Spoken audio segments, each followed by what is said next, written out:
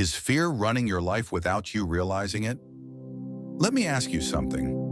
What if the real reason you're stuck, the real reason you're procrastinating, second-guessing yourself, or feeling bored all the time, isn't because you're lazy?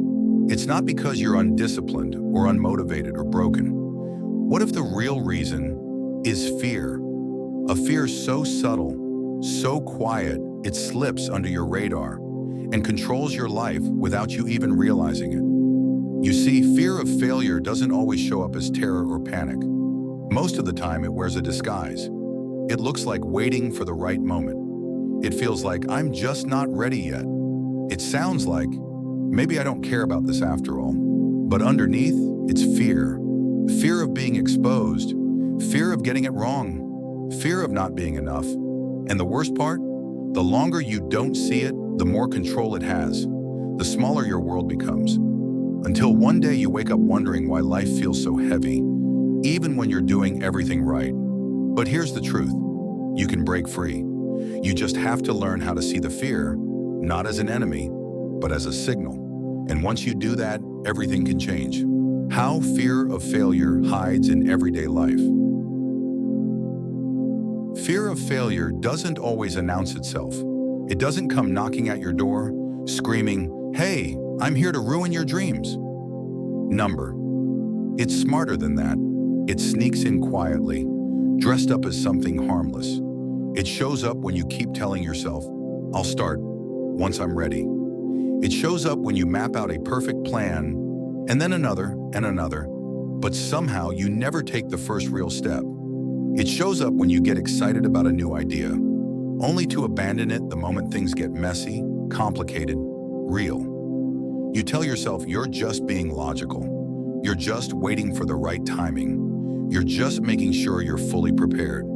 But if you're honest, deep down there's something else whispering. What if you're not good enough? What if you try and it doesn't work? What if everyone sees you fail? And so you wait and plan and hesitate, and without even realizing it, you start living a life built more on avoiding mistakes than on pursuing dreams. Fear loves to masquerade as caution. Fear loves to sound reasonable. Because as long as you stay safe, you stay stuck. And as long as you stay stuck, fear wins. But guess what? You don't have to keep mistaking fear for wisdom. You don't have to keep playing it safe, calling it smart. You can learn to spot the difference. And when you do, that's when real momentum starts. Where it starts, early conditioning. To really understand how fear took the driver's seat, you have to go back, way back to when you were just a kid, before the expectations, before the pressure, before you even knew what failure meant. You see, when we're young, the world teaches us how to survive. And sometimes the lessons we learn aren't as harmless as they seem. Maybe you were praised for getting things right, for being the smart one, the talented one, the good kid. And every time you succeeded, you were showered with approval, smiles, applause, gold stars. It felt amazing, addictive even. But what about when you didn't get it right? When you stumbled, when you struggled, when you messed up? Maybe the applause got quieter. Maybe the smiles faded. Maybe the pride in their eyes turned to disappointment. Or worse, silence. Little by little, a belief started to take root. If I fail, I lose love. If I struggle, I lose respect. If I'm not perfect, I'm not enough. And when that belief locks in at a young age, it doesn't just disappear. It grows with you. It shapes how you chase dreams. It shapes how you take risks, or don't. It shapes whether you see failure as a part of life or as a threat to your very identity. But here's the thing. That old story isn't the truth. It's just an old survival strategy, one that protected you when you were small, but now it's just holding you back. And you're not that scared kid anymore. You're capable of writing a new story. The cost of living in fear. You might think playing it safe protects you, that avoiding failure is just smart, that being cautious keeps your life intact. But what it really does is slowly shrink your world. At first, it's subtle. You pass up on opportunities. You say no to the audition, the interview, the relationship. You tell yourself it's not the right time. Maybe later, maybe someday. But someday never comes.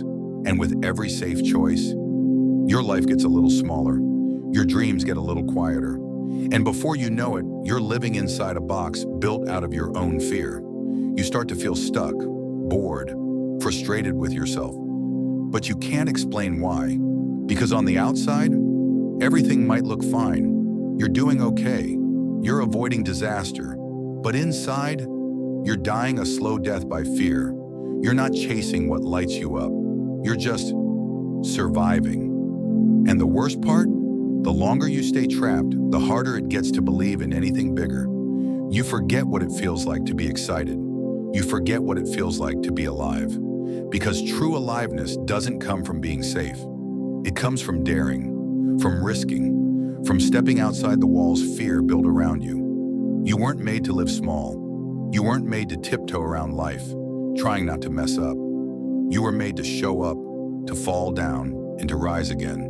And every second you let fear keep you small is a second you steal from your own future. Breaking free, how to rebuild your relationship with failure. Here's the truth no one tells you. Failure isn't the enemy, fear is.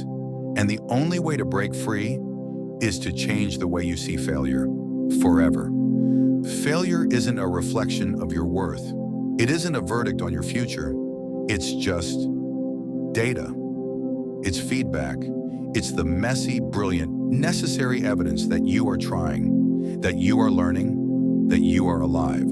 So if you want to reclaim your life from fear, you have to get closer to failure. Not run from it, not apologize for it. Lean into it. Start small. Set yourself a tiny, brave goal every day, something you might fail at on purpose.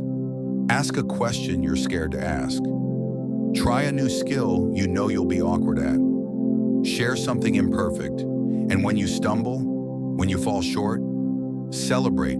Because that moment, that imperfect, clumsy human moment, means you're no longer letting fear write your story. And remember, your value was never about how flawless you are. Your value comes from showing up, from daring to be seen, from choosing growth over comfort. The life you dream about, the life that feels electric, alive, real, is on the other side of the risks you're afraid to take. Not perfect risks, not guaranteed wins, just honest, messy, courageous steps forward. So here's what I want you to remember. Freedom doesn't come from finally being perfect. It comes from finally giving yourself permission to be imperfect. You don't have to have it all figured out. You don't have to win every time. You don't even have to be fearless.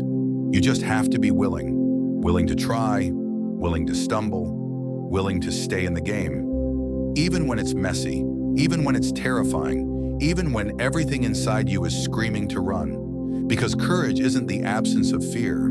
It's choosing to move anyway, to open your heart anyway, to live anyway. And every time you do that, every time you choose honesty over hiding, effort over safety, growth over perfection, you build a new future for yourself. One step, one choice, one messy, magnificent risk at a time. You don't have to be perfect to deserve your dreams. You just have to be real. And if this message resonated with you, if you're ready to keep taking those small, brave steps toward the life you were meant for, I'd love for you to stick around. Hit like if you felt something shift inside you today, and subscribe if you want to walk this road of growth together, one imperfect, powerful step at a time. Tell me in the comments, what's one small, brave thing you're willing to try, even if it scares you? I'm listening, and you're not alone.